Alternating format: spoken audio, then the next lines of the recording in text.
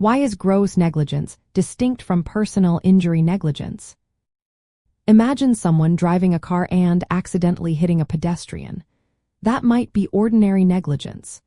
But if the driver was drunk and intentionally ignored traffic signals, that's a different story.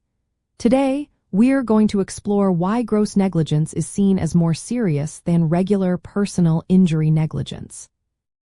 Ordinary negligence happens when someone fails to act with the care a reasonable person would. It's like a moment of forgetfulness or distraction that leads to harm.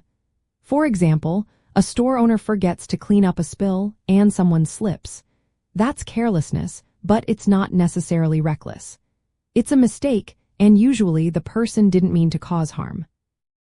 Gross negligence, on the other hand, is a whole different level. It's when someone acts with a reckless disregard for safety or shows a blatant indifference to the risk.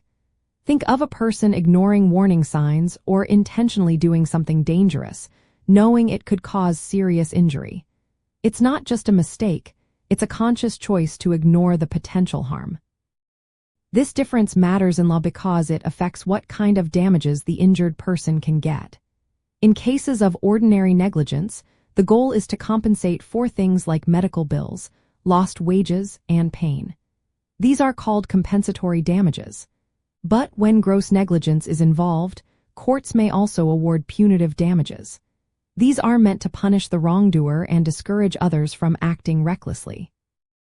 Let's look at some examples. If a driver runs a red light because they were momentarily distracted, that's ordinary negligence. But if a driver is drunk and speeds through a red light, causing a crash, that's gross negligence.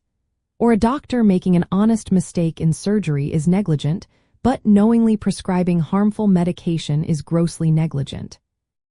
So, the key difference is how serious the carelessness is and the mindset of the person responsible.